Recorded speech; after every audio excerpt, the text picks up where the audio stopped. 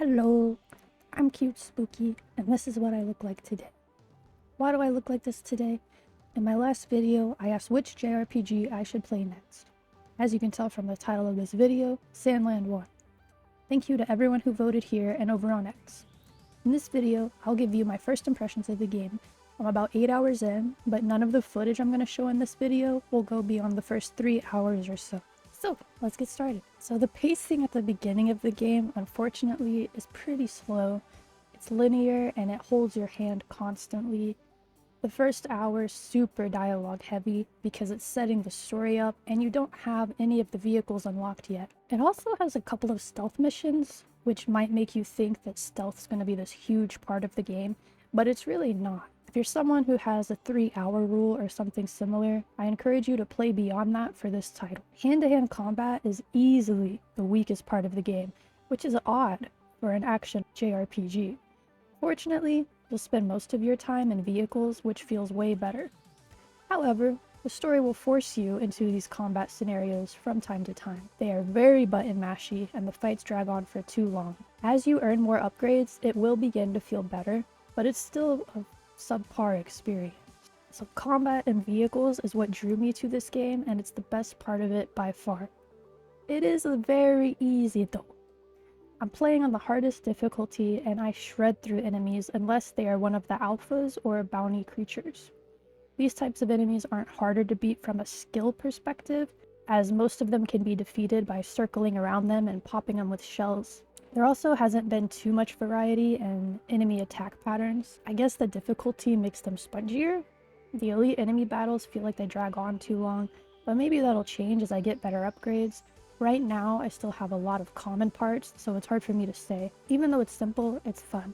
The tank is my favorite for fighting, but I'm excited to unlock the other vehicles in the game. Every vehicle I've unlocked so far does have weaponry attached to it, but they have different things they excel at, and you can customize them to be even better at those functions. For example, the tank is purely for fighting, but the car is for zooming. I put all the speed upgrades I could on the car, but you could also prioritize defense or whatever else you think it needs. The best part about specializing vehicles is that switching between them is seamless. You don't have to leave one vehicle before getting into another one.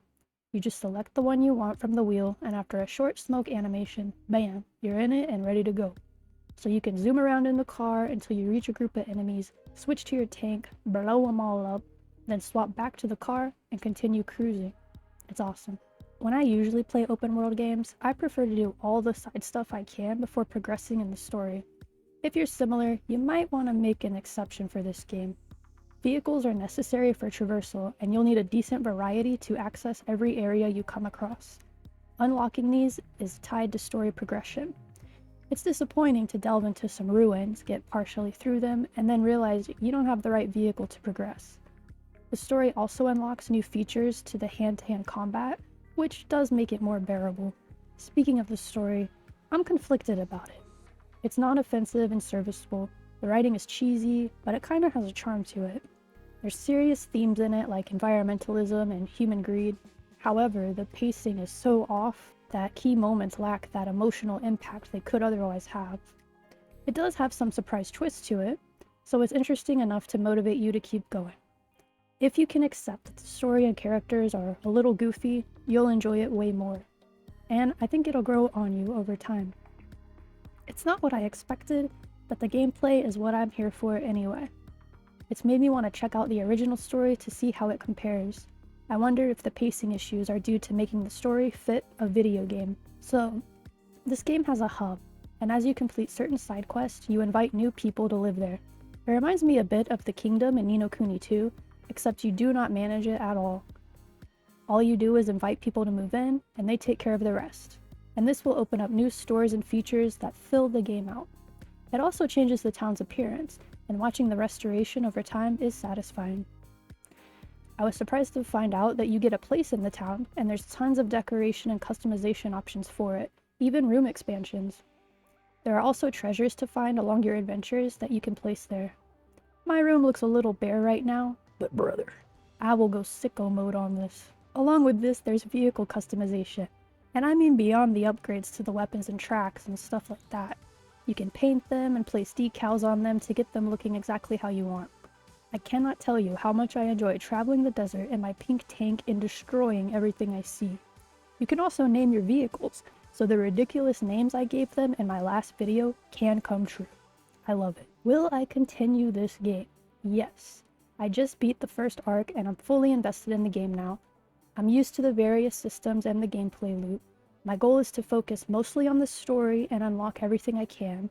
I'll invite every new person I come across, so I get all of the town features. Then I'm gonna go away everywhere. I don't know if I'll 100% it, but I think I'll get pretty close. I was surprised to learn it's short for a JRPG. I thought I'd be signing up for a 100+ hour experience, but it's about half that to see and do everything. So those are my first impressions of Sandland. It's a charming, unique game, and I'm having a lot of fun with it. It'll take me a bit to get a full review out for it, but it's safe to say I will make one, and I'm glad I bought it. If you enjoy reading, I posted an article on my blog about 5 side games you should check out. If you don't know what a side game is, I explain it in the article. A link to that will be in the description. I'll have a new video out soon, and it's going to be about a JRPG coming out this year that I am super excited for, and I cannot wait to yap about it. If you enjoyed this video, press the like. If you want to see more of me, subscribe. With all that out of the way, I hope you're living today in a way you won't regret, and I'll see ya in the next one. Pook.